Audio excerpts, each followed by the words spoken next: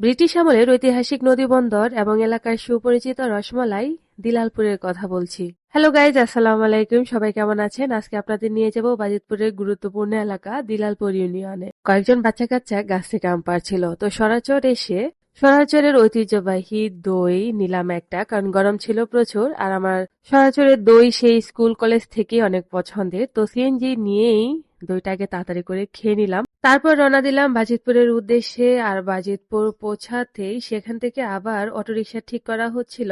বাজিতপুর থেকে অটোরিকশা করে রওনা দিলাম দিলালপুর বাজার আর দিলালপুর নদীঘাটের উদ্দেশ্যে। আমরা পৌঁছে গিয়েছি দিলালপুর বাজার, আর সামনেই হচ্ছে নদীঘাট। ঘোড়াউতরা নদীর পাড়ে গড়ে উঠেছে এই ঘাট এবং বাজার। এই ঘাটে রয়েছে ঐতিহাসিক গুরুত্ব।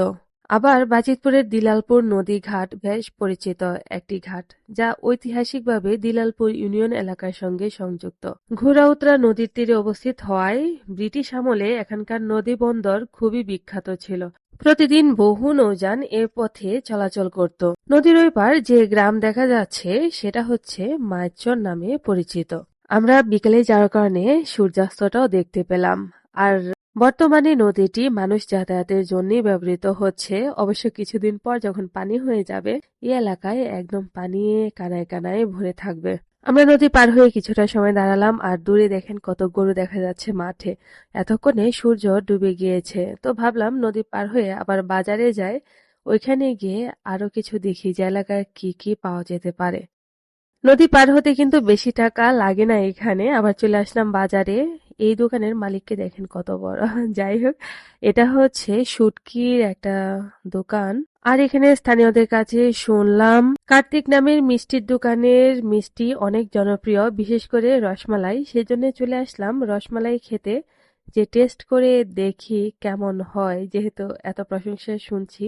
তো যেই কথা সেই কাজ, টেস্ট করার জন্য নিয়ে নিলাম। কিন্তু মুখে দেওয়ার পর বুঝলাম যে এলাকার মানুষ মিষ্টি খেতে অনেক পছন্দ করে, কারণ রসমালাইয়ের মিষ্টির পরিমাণ একটু বেশি ছিল। মিষ্টি ভালো ছিল, বাট এত কড়া মিষ্টি আমি কমই খেয়ে থাকি। আর দেখেন চাটা দেখতে কিন্তু অনেক দারুণ লাগছে। আর এগুলা ডালের বড়া। চলে আসলাম আবার শুটকির দোকানে।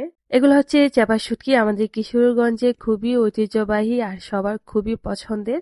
তো রাতের জোনাকির আলো, চাঁদের আলো দেখতে দেখতে বাসায় চলে আসলাম। সবাই ভালো থাকবেন, বাই বাই।